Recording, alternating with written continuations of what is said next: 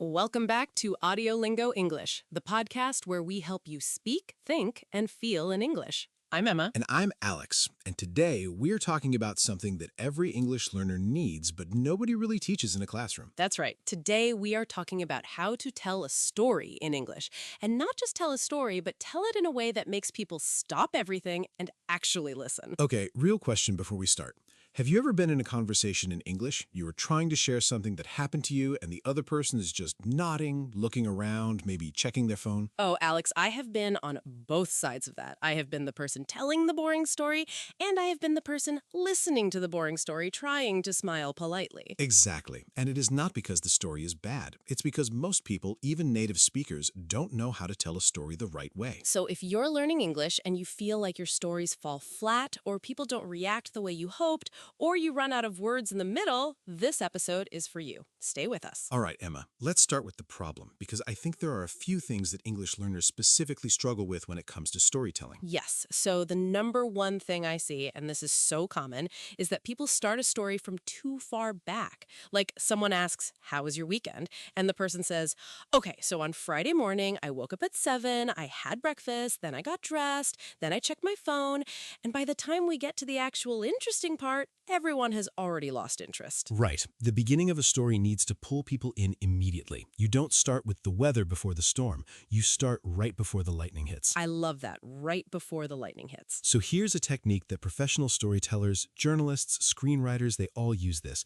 It is called starting in the middle of the action. In English, we sometimes say in medias res, which is actually a Latin phrase, but the idea is simple. You drop the listener right into the most interesting moment first. Give us an example, Alex. Okay, so imagine you want to tell a story about a time you got lost in a new city. The boring version starts with, "I was traveling to Madrid in the summer of 2022 and I had just arrived at the airport."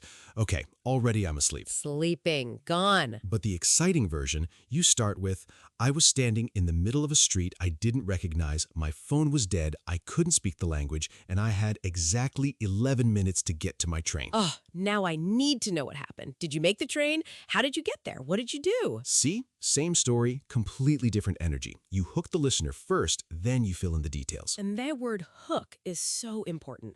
A hook is the thing at the very beginning of your story that grabs the listener and makes them feel like they cannot walk away.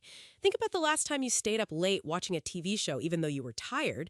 That first scene, that was the hook. So for English learners, here's a simple way to think about your hook. Start your story with a question, a mystery, or a moment of tension. Something like, "You will not believe what happened to me yesterday," or "I almost made the biggest mistake of my life last week," or even just something like, "Okay, so this is embarrassing, but..." People are immediately curious. Because we're human, we're wired to want to know what happens next. That's not a skill, that's biology. Exactly. Now, Emma, let's talk about something that I think is the secret ingredient in any great story, and that is emotion. Yes, this is so important. Facts tell, but emotions sell. I know that sounds like something on a motivational coaster, but it's completely true when it comes to storytelling. Here's what I mean. If I say to you, "I was nervous before my job interview," okay, fine, I understand. But if I say, "My hands were shaking so badly that I spilled coffee on my shirt 5 minutes before I walked into the room," now you feel something. You can picture it. You maybe even feel a little secondhand anxiety. Right, because you gave us the physical details, the shaking hands, the coffee, the 5 minutes, and suddenly it's real. It's not just information, it's an experience. And this is something any English learner can practice. When you tell a story, ask yourself, what did this feel like in my body? What could I see, hear, smell, touch? Those sensory details are what make a story feel alive. Okay, now we have to talk about something that keeps people listening not just at the beginning, but all the way through to the end. And that is what storytellers call the rehook. The rehook, yes, because here's the truth. Even if your opening is amazing, people's attention will drift, especially in a longer conversation. So every minute or two, you need to give them a new reason to stay. And the rehook can be as simple as saying, "But here's where it gets interesting," or "And then something happened that I did not expect at all," or "Now this is the part that changed everything." Those little phrases are like checkpoints. They signal to the listener, okay, don't go anywhere, we're getting to the good part. So let's put this all together with an example. Let's say you want to tell a story in English about the time you met someone unexpectedly, maybe a stranger who helped you or changed your perspective. Okay, the boring version. I met a woman on a bus. She was nice. We talked. She told me something interesting. I felt better after. That is technically a story. It has a beginning, middle, and end. But it has no soul. No soul at all. Now, the version with everything we talked about, hook, emotion, sensory detail, rehooks, it sounds like this. Last winter, I almost didn't get on that bus. I was exhausted. I'd had the worst week of my life, and honestly, I just wanted to sit in silence.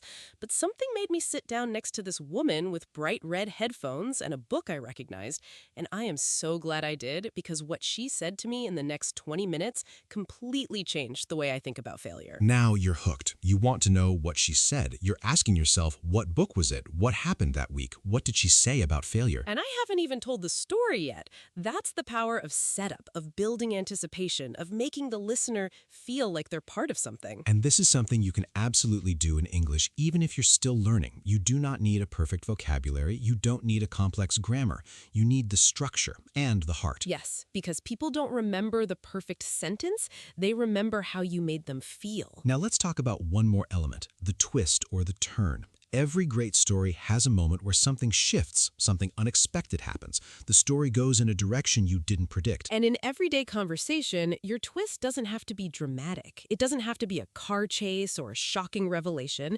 It can be something small, a detail that reframes everything that came before. Like, you think the story is about getting lost, but actually getting lost is what led you to a tiny restaurant down a side street that you never would have found otherwise, and the person you met there is now your closest friend. The twist is what gives a story its meaning. It's the moment when you show the listener, this is why I'm telling you this. This story matters. And then the ending. Emma, what makes a good ending? A good ending doesn't just stop. It lands. It leaves the listener with something, a feeling, a question, a lesson, a smile.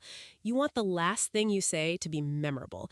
Even in a short story and conversation, try to end with one clear thought or image. Like, instead of saying, so yeah, that was my weekend, it was okay, I guess, you close with something like, and honestly, that whole thing reminded me that sometimes the plans that fall apart completely are the ones that take you somewhere better. That's a landing. That's an ending people will think about after the conversation is over. So let's do a quick summary for everyone. When you're telling a story in English, start with a hook that drops the listener into the action, use sensory and emotional details to make the story feel real, use rehooks throughout to keep attention, build towards a turn or a twist that gives the story meaning, and end with something that lands. And above all, don't be afraid to tell the story. Don't rush through it because you're nervous about your English. Take your time, pause, let the moments breathe.